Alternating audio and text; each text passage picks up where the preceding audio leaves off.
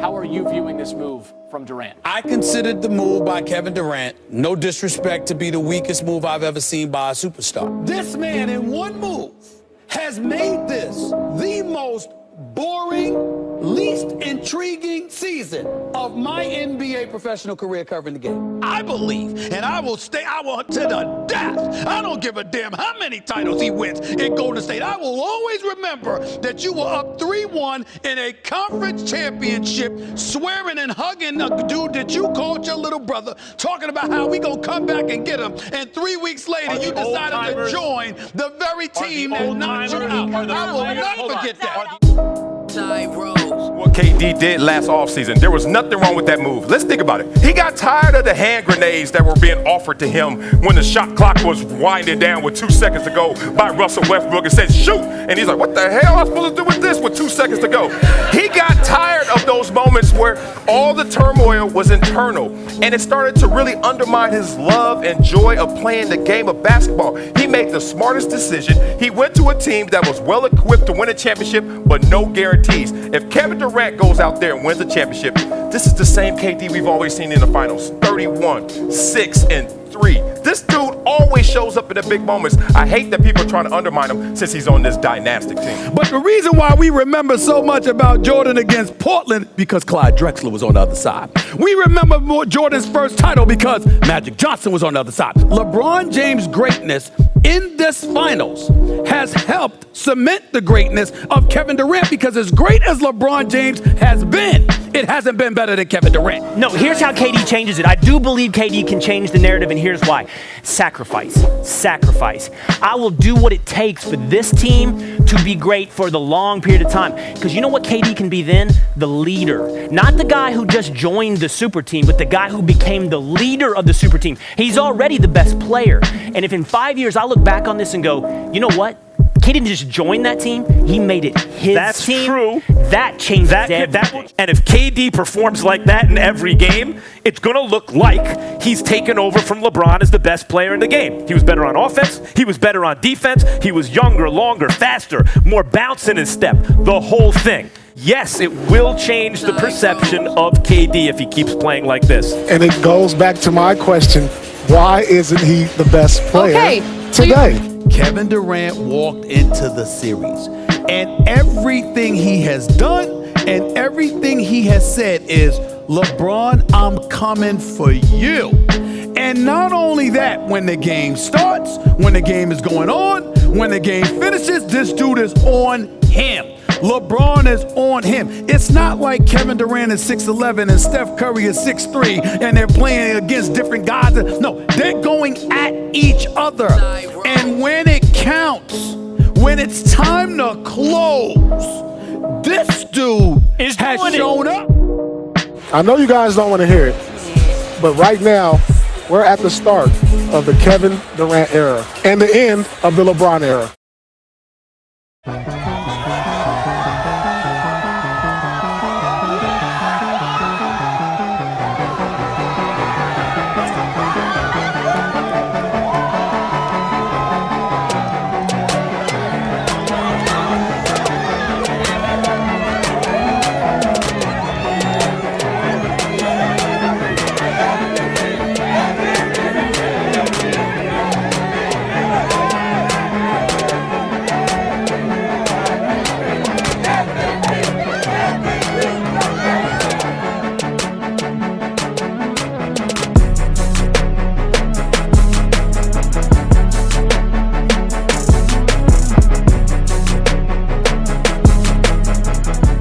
Kevin Durant has ruined the NBA. Kevin Durant has single-handedly destroyed all parity left in the league.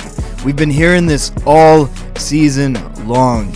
And to be honest, I'm sick and tired of it. Are you telling me that you are not entertained? Are you serious? We are witnessing history being made right before our very eyes, but we are too blind to see it and acknowledge it and appreciate it. The Cleveland Cavaliers and the Golden State Warriors have met in the finals 3 straight times. So what? This is the first time ever that two teams have gone against each other 3 years in a row. Shut up and enjoy this perhaps once-in-a-lifetime experience. How are you upset with this? This consistent level of greatness, of so much collective, pure basketball talent, all on one floor at the same time competing for a championship. The reality of it is, you're not upset because these two teams are so astonishingly stacked. You're upset because your team is so far behind that they could never keep up.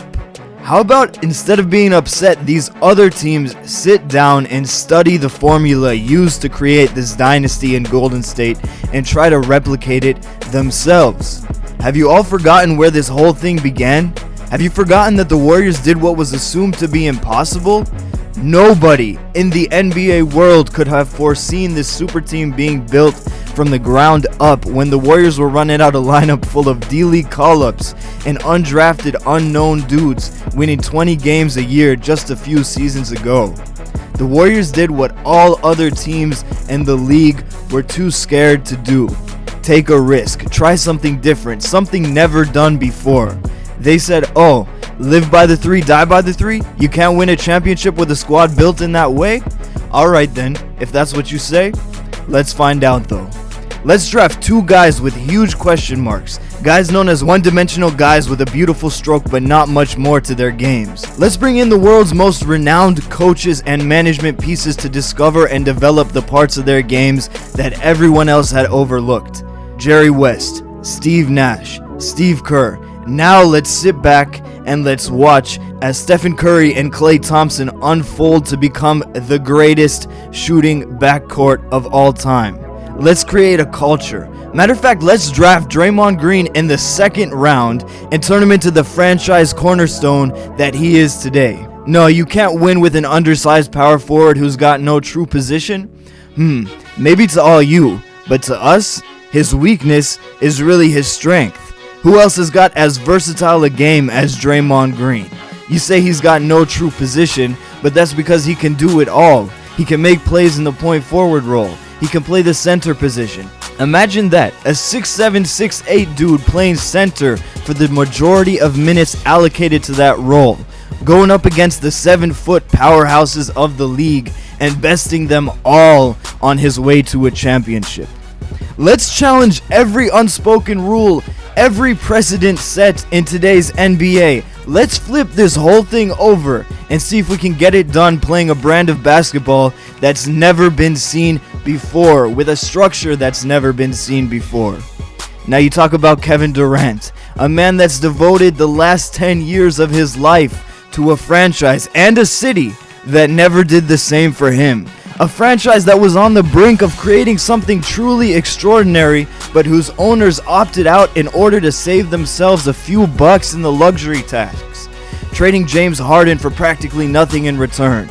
A team with a second superstar that never truly respected KD's ability scoring the basketball, possibly the greatest scorer of all time, that has to sit back and watch while Westbrook chucks up brick after brick.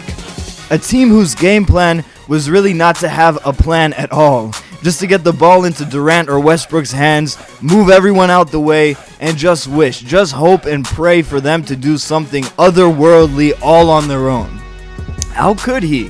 How could he leave a culture like that for one that stresses the importance of team basketball? That's weak, huh? It's weak to push yourself out of your comfort zone and take a huge risk going somewhere where the ultimate pressure is on you to succeed. That is the exact opposite of weak.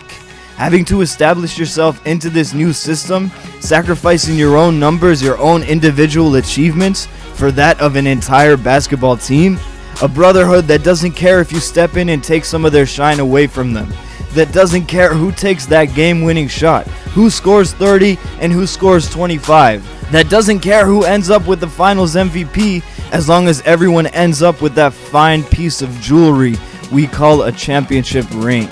Do you realize how selfless Stephen Curry has to be?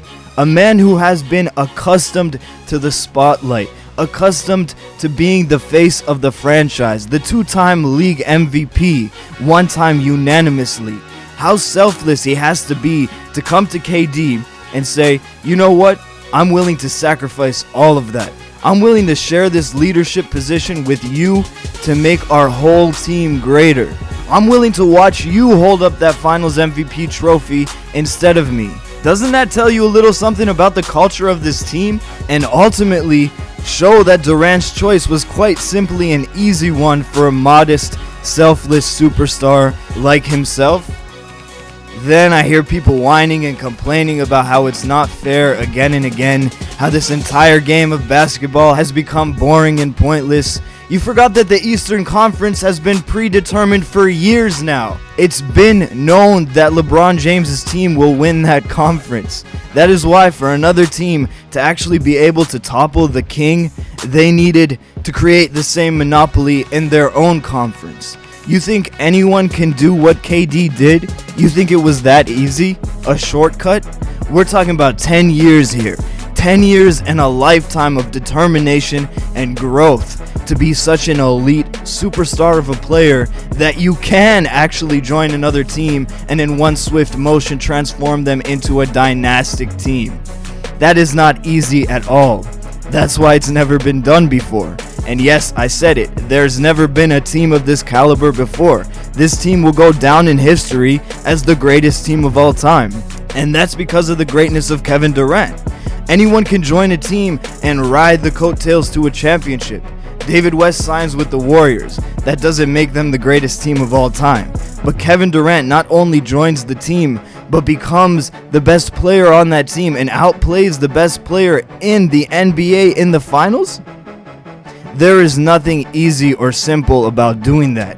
Kevin Durant did it because Kevin Durant is one of the greatest talents we have ever seen play the game. And that is how he has outperformed all his competition in spite of this hate. Even Stephen A. Smith, who has been the most vocal critique, to put it lightly, of KD, is now changing his tone and coming around on the fact that what Durant has been able to do this season, and especially what he has done in these finals, was simply amazing, and it's time to give credit where it's due. Now let me know if you agree or disagree in the comments below and why, and thank you so much for the support, my beautiful subscribers. I love you all. If you're new, welcome to the channel. Please hit that like. I've been noticing my video views have been getting poorer and poorer. For some reason, YouTube is not featuring them as much as they used to. So if you just hit that like, it'll go a long way in supporting this channel and supporting our growth together. And while you're at it, hit that notification bell so you won't miss those unfeatured videos in the future. Plenty more great content I'm working on bringing to you guys for this off season, and especially once I finish the semester at college, then I'll have the entire second half of the summer off and I'll be able to upload so much more content. Clay on the mic, signing off. Peace.